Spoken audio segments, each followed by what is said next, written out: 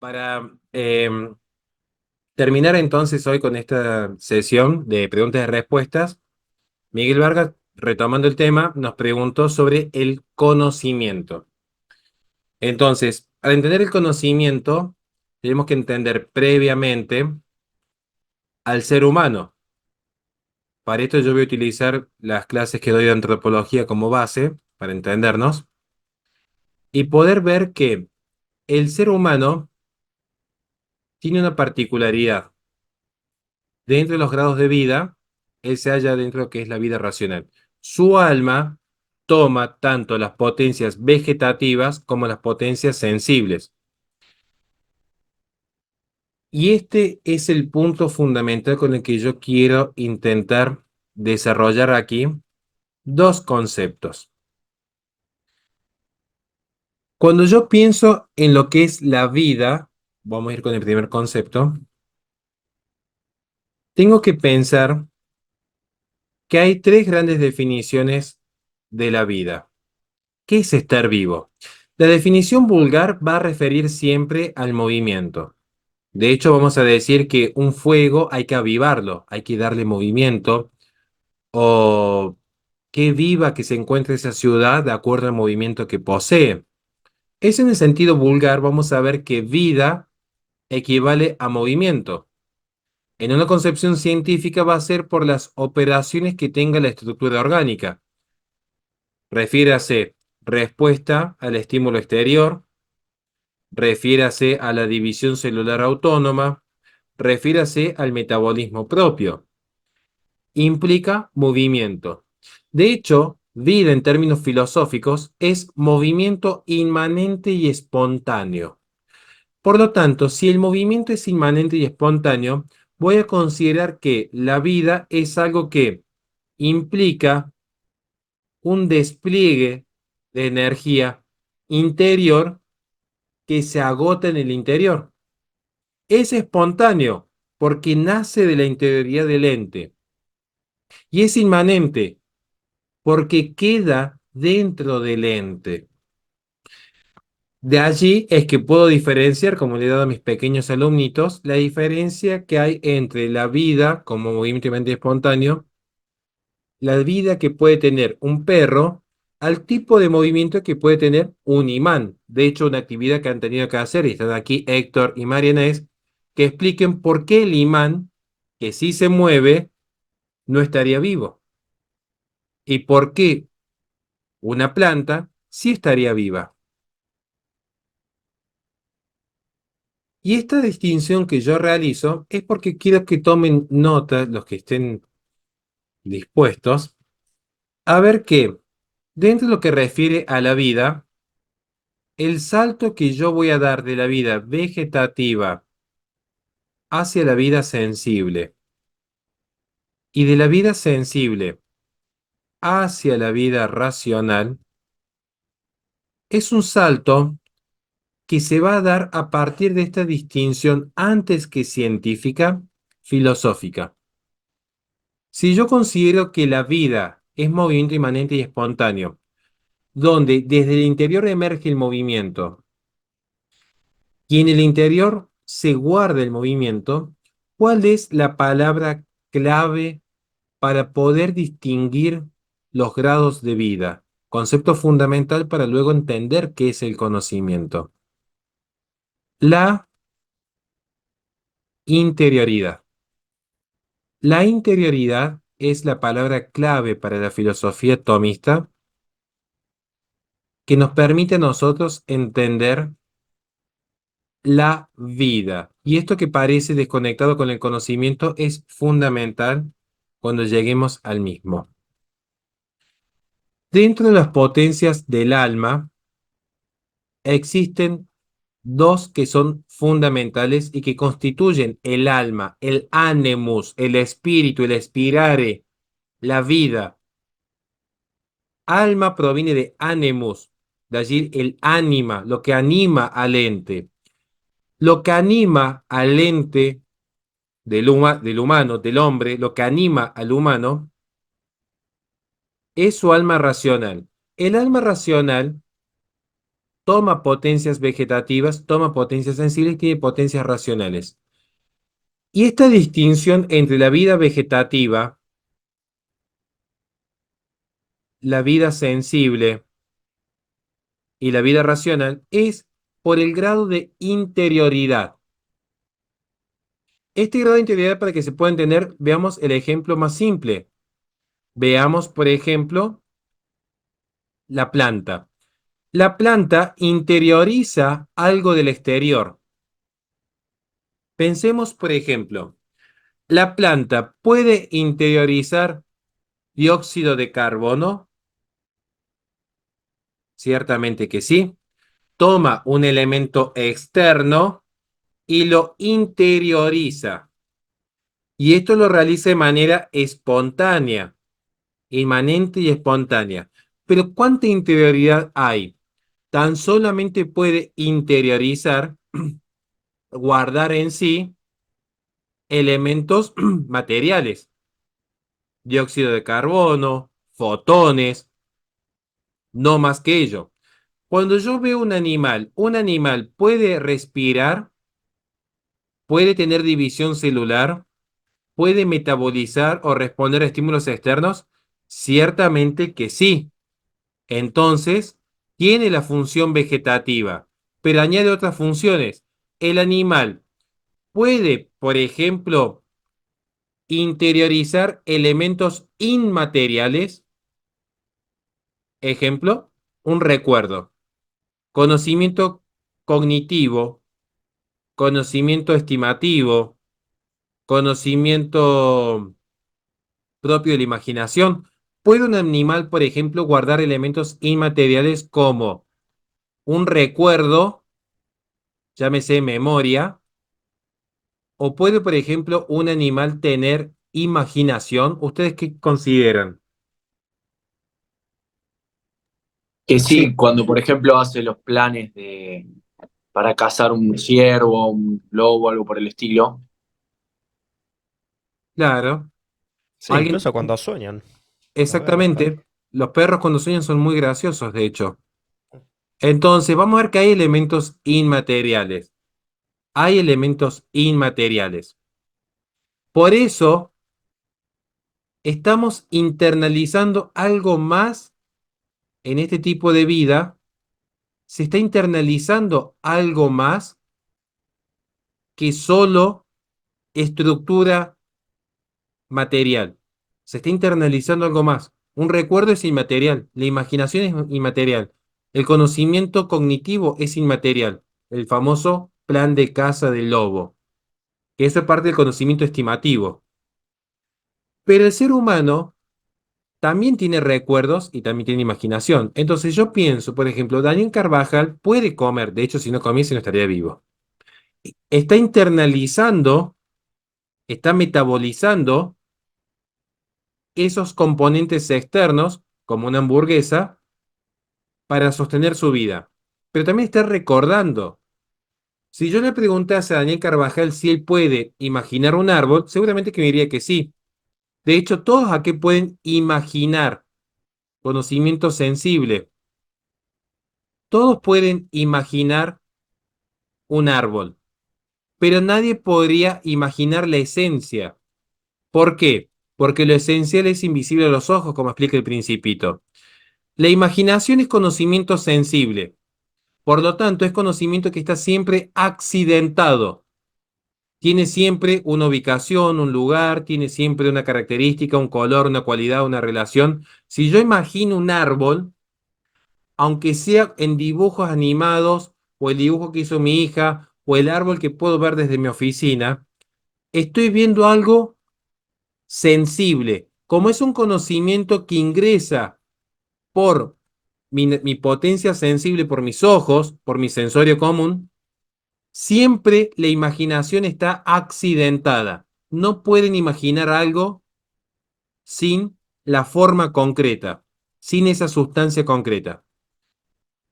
Pero el hombre, más allá de pensar, imaginar el árbol, perdón, más allá de imaginar el árbol, el hombre puede interiorizar algo que va más allá del mundo material.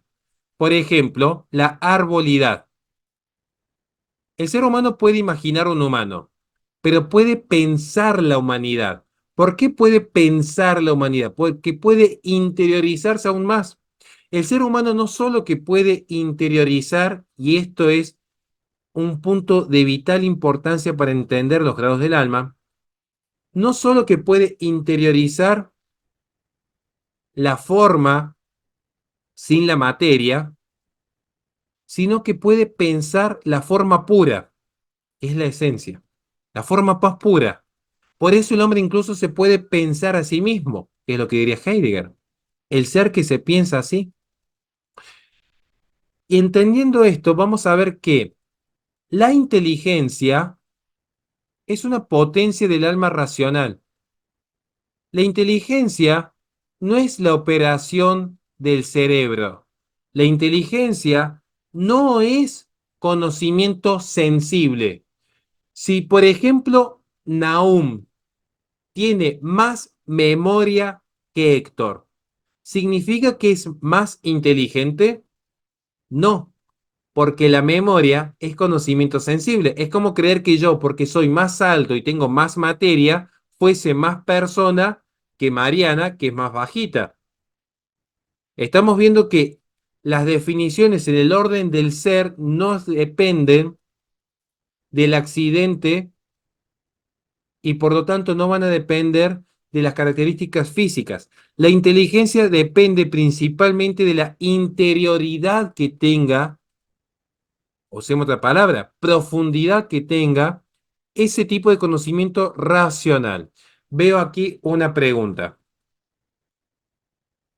Profe, un poco también lo de la discusión entre dominicos y franciscanos o entre lo que dice Santo Tomás y lo que dice San Agustín.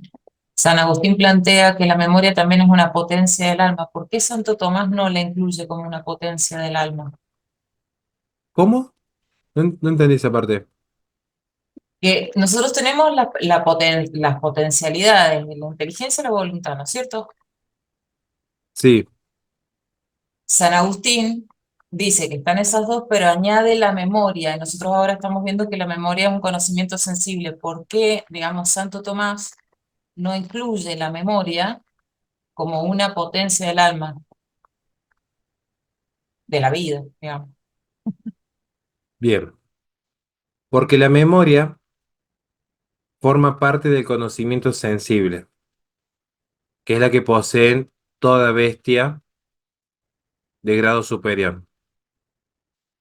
La memoria, en Santo Tomás de Aquino, no la incluye como potencia del alma racional, porque sí es una potencia del alma sensible. Los animales, de hecho, poseen memoria. Entonces, la distinción no va a estar si un animal puede recordar como un gato recuerda volver a casa, sino si el gato puede o no puede reflexionar, puede trascender al conocimiento sensible en términos aristotélicos para pasar al conocimiento práctico, operativo y finalmente contemplativo, que es el más elevado, que contiene una distancia total de la materia. A eso se refiere Lisandro y luego el doctor Siegel. Muchas gracias. Pregunta con respecto a el tema racional. O sea, lógicamente entiendo que la razón, que hay una diferencia entre el ser humano y el resto de los animales, pero entiendo que los animales tienen uso de cierta razón, incluso hay animales que son más inteligentes que otros. ¿Cómo explicamos esto de, dentro de acá? Incluso, qué sé yo, si yo le doy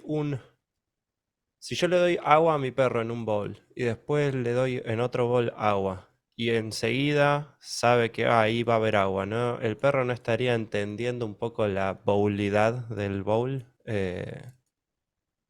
por así decirlo. No, Bien, vamos por partes. Muy bien la pregunta. Primero, recuérdese que hay bestias de orden superior y bestias de orden inferior. O sea, el razonamiento que puede tener un molusco no es el razonamiento, o una ameba no es el sí, razonamiento, entre comillas, razonamiento, me retracto.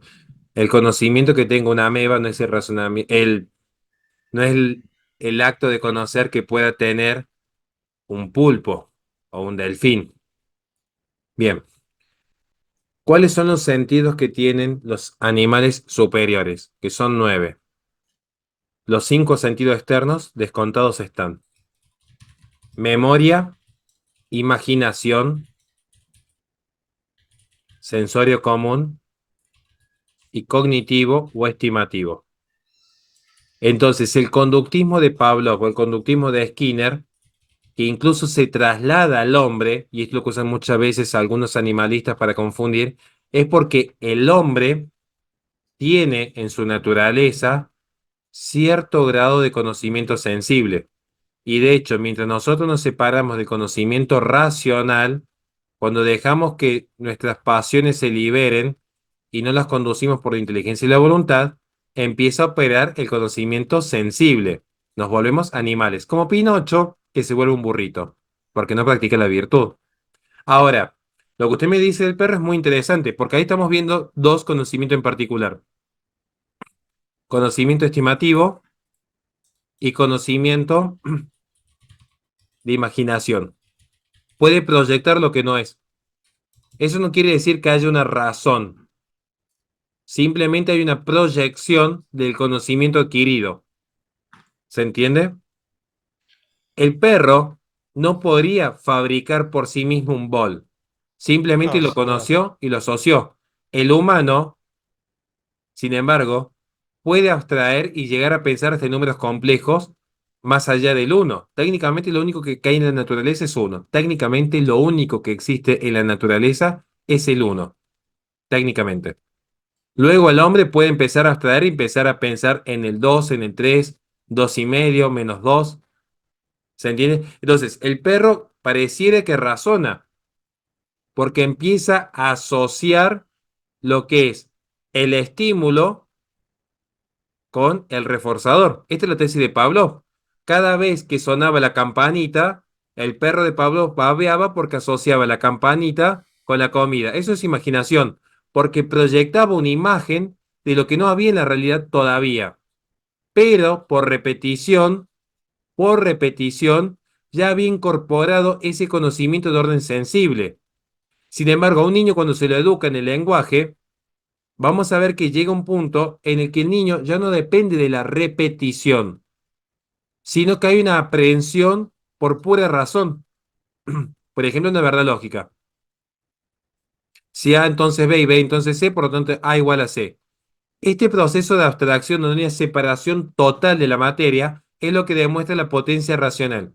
Porque el hombre también va a poseer conocimiento sensible. También podemos caer en el conductismo. De hecho, Héctor y Marina le podrían decir qué fue lo primero que les hice de actividad. Que estudien cómo funciona un celular, cómo funcionan los comentarios negativos y los dislikes en las redes sociales, cómo funciona el experimento de Solomon Asch. O sea, somos animales en cierto sentido, pero no somos solamente animales. Entonces, el animal tiene conocimiento, pero no es racional. Eso que usted me plantea es conocimiento propio de lo que vamos a llamar un orden estimativo, más la imaginación y ciertos aspectos de la memoria que se van a vincular. Pero yo diría que el animal razona cuando yo encuentre, por ejemplo, un orangután que puede contar una historia de terror, o una abeja que cuenta un chiste en términos de Sigmund Freud. Le cierro su respuesta para escuchar, Lisandro, si usted me puede decir algo, o si le queda una duda, lo seguimos conversando, porque la idea es que aprovechar el tiempo para aprender de esto. Sí, no, Ay, pero por ejemplo, qué sé yo, si un lobo ataca a otro animal y se da cuenta, me conviene atacar acá que hay uno solo en vez de atacar acá que conocimiento hay estimativo. 100. Eso no es razón, no es No, uso de la razón, es conocimiento cognitivo o estimativo. orden cognitivo. Estimativo. Bien. Eso es como el niño cuando toca por primera vez el horno caliente, se quema y sabe que no hay que tocar el horno. Ya estima dónde está el bien próximo. No sé si se entiende, pero no es razón. Le voy a Sí, sí, explicar se algo. ¿Sabe entiende. cuándo? Sí, dígame. No, no, no, entenderlo entiendo. ¿Saben dónde No, está sí, el se punto entiende. clave aquí? Con la inteligencia y la voluntad. ¿Saben en qué estriba la inteligencia y la voluntad? En un concepto fundamental del hombre, que no lo tiene el animal. Cuando se Mm, habla de esta idea, de la libertad. Miren, antes de entrar a lo que es el conocimiento, porque nos vamos a quedar sin tiempo, lo quiero escuchar también al doctor. Hay un juego de computadores muy interesante, que se habían creado una serie de robots que obedecían, y un día aparece un robotito muy interesante que se llama Pi, que era la P, eh, que tiene una forma parecida a la de Pinocho, y había sido creado por Gepetto. Es muy bueno el juego de computador, el juego de computador moderno, de hecho. A mí me encantó cuando lo jugué. Y descubre algo. Los robots estaban diseñados para realizar operaciones de conocimientos, como operaciones prácticas y operativas. Pero tenían un primer mandato los robots. Estaban programados para no hacer una sola cosa, que era no mentir. Un día, Pi, este protagonista que nosotros utilizamos, descubre que sí puede mentir. Ahí estamos hablando de un ente libre. Eso es interesante, porque yo les podría dar acá un montón de teorías de que Santo Tomás dijo esto, San Agustín dijo aquello, pero me llamó mucho la atención. ¿Qué es lo que nos hace libres propiamente? ¿Qué es lo que nos dota del lenguaje? Nos dota del lenguaje que nosotros sí podemos mentir. Ningún animal puede mentir. Ahí vemos que podemos usar nuestra inteligencia y nuestra voluntad para el mal o para mentir. Nosotros podemos usar nuestra inteligencia para mentir. Los animales no pueden mentir. No hay ningún animal que pueda mentir. Alguien dice, pueden utilizar para despistar al cazador que los viene persiguiendo. Sí, pero ese es conocimiento estimativo, ese es instinto de supervivencia. Pero no pueden desarrollar un lenguaje, no pueden comunicar una mentira. El ser humano sí puede comunicar una mentira. Puede deliberadamente faltar a la verdad. Deliberadamente. No por instinto de supervivencia. Ese es un tema, es un comentario random que tiro, pero era como para que tomemos dimensión. El lenguaje no es comunicación, porque el hombre tiene campo simbólico, que el animal no lo tiene. Y no hay ningún animal que se haya aproximado siquiera a una religión, siquiera, ni, ni cerca de ver que haya un Dios ante el que postrarse, un Dios ante el cual orar. El animal no tiene comportamiento religioso y sin embargo toda cultura sí tuvo comportamiento religioso. Eso demuestra que la razón supera el orden sensible. No quiere decir que el animal no tenga conocimiento sensible, sino que lo supera. ¿Se entiende hasta ahora o no? Aunque sea un poquito. ¿Sí? Bueno. Doctor. Bueno, al final sí había preguntas, ¿no? No, yo iba, porque levanté la mano por lo de Flor Desi. Este, volviendo a San Agustín y la diferencia con Santo Tomás de Aquino. Vos pensás en la influencia que tuvo de parte del neoplatonismo, ¿sí? San Agustín. Y recordar lo que decía Sócrates, maestro de Platón, que era conocer. Lo vieron ustedes, ¿no? Conocer es recordar, decía. ¿Y por qué? Porque él pensaba que el alma había existido y había conocido las esencias eternas antes de llegar al mundo. No va a sostener lo mismo San Agustín, porque por supuesto para él solo con la concepción se crea el alma, pero se crea ya con contenidos cognitivos que son como algo que debe recordar el alumno cuando aprende del maestro. Eso lo explica en una obra que se llama De Magistro, donde dice, no puedo comunicar conocimiento en realidad, solo puedo estimular la activación de un conocimiento que ya está en su memoria, pero es ya una memoria intelectual, o sea que ya funciona con categorías universales, porque para él las categorías universales son a priori. No es así para Santo Tomás de Aquino, que en ese punto sigue Aristóteles y tiene esta idea de que digamos, el proceso tiene que ir a través del intelecto agente que activa el intelecto paciente, donde sí están las formas, pero en potencia, no en acto. En San Agustín está en acto en una forma de memoria, en una parte de la memoria, no en toda la memoria, en una parte de la memoria que es una memoria que equivaldría a la razón en el sentido aristotélico, ¿sí? Pero por eso, porque Dios pone, y de ahí viene Descartes, ¿no? Cuando después Descartes con la duda metódica dice, bueno, hay conocimientos que ya son innatos, ¿y cuáles son? los racionales, ¿eh? Todavía viene toda esa contraposición entre el realismo y el idealismo, ¿no? Entre la idea de un conocimiento que se adquiere a partir de la experiencia por abstracción, que requiere sí potencias del alma que permitan hacer eso, pero no tienen contenido de entrada, y la construcción innatista de Descartes, por ejemplo, y que sigue San Agustín en esto, ¿no? Porque fue educado por agustinianos, donde los conocimientos racionales ya están en nuestra memoria, pero en una parte de la memoria, ¿no? No en la que va desarrollándose desde que nacemos, sino en una especie de memoria, por así decirlo, entre comillas, que es eh, esa infusión de conocimiento que nos da Dios en el momento de la gestación y que están latentes y se van activando con la experiencia. De hecho, respondiendo a la pregunta de qué es el conocimiento, como me lo explicaron a mí en la UNSTA, es tomar la forma sin la materia. Básicamente es un acto inmaterial, es un acto inmaterial en el cual el alma toma la forma sin la materia. Es decir, yo conozco la forma del árbol, pero no tengo una madera atravesada en el cerebro. Es un acto inmaterial que actualiza lo que potencialmente podía conocer, conozco. El conocimiento es pasar de la potencia al acto a la inteligencia, tomando la forma sin la materia. Por eso Aristóteles dice que el alma es en cierta medida y en cierto sentido todas las cosas. ¿Por qué? Porque el alma todo lo puede conocer. Quiere decir que puede tomar la forma de todo lo que existe. Lo que pasa es que es una forma depurada, es una forma sin la materia. Por eso es el mayor grado de interioridad. Por eso les hablé que acá se vincula directamente inteligencia con interioridad. Porque no es que solamente estoy tomando oxígeno, estoy tomando no solamente, no estoy viendo solamente el color del celular. Estoy incluso interiorizando qué es un celular, qué es el conocimiento en sí. Me estoy interiorizando cuando, como decía Sócrates, conócete a ti mismo.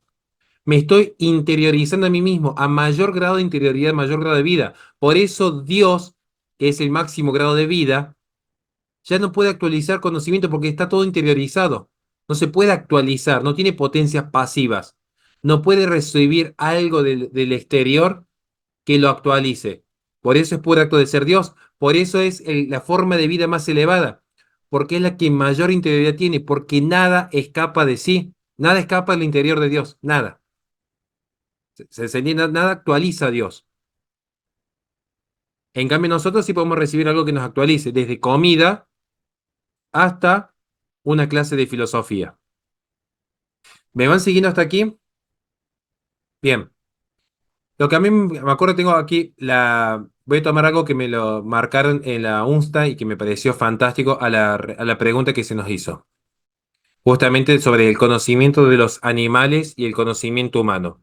Dice Santo Tomás de Aquino en su apartado de ánima en la Suma Teológica lo siguiente.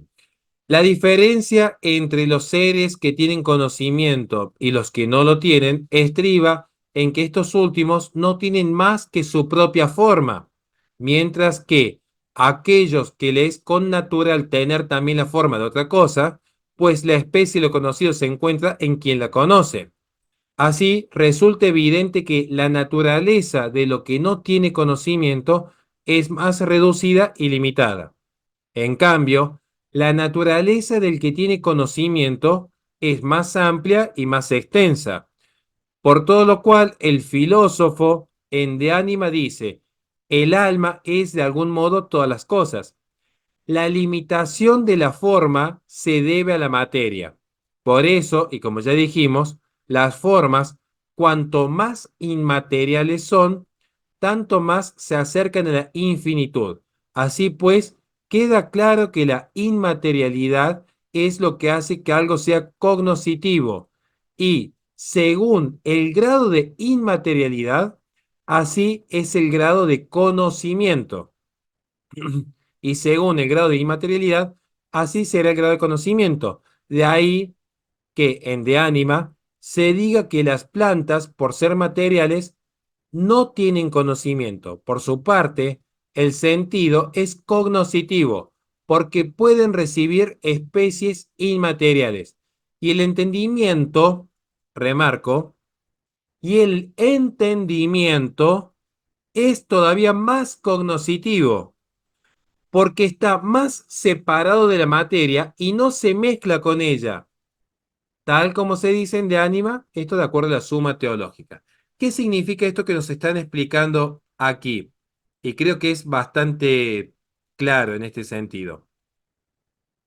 Lo que se nos está explicando aquí en este punto es que el animal, cuando conoce, está partiendo de un conocimiento estrictamente sensible y a partir de allí puede desarrollar el conocimiento de la memoria, la imaginación o el estimativo, como el ejemplo que muy bien dio Lisandro, que es el ejemplo que va a tomar, por ejemplo, Pavlov cuando desarrolla el conductismo o Skinner, que apela a la naturaleza sensible dentro del ser humano, como funcionan, por ejemplo, las redes sociales en la actualidad. Pero Santo Tomás de Aquino nos aclara: mientras más interioridad tenga el conocimiento, más se aparta de la materia. Y allí aparece la inteligencia, que es lo que podemos llamar también entendimiento. La búsqueda de las causas primeras y últimas. Últimas en el orden del saber, primeras en el orden del ser, el conocimiento metafísico, más allá de la física. Por eso, nosotros podemos pensar la esencia sin la imaginación que implique el accidente de la forma.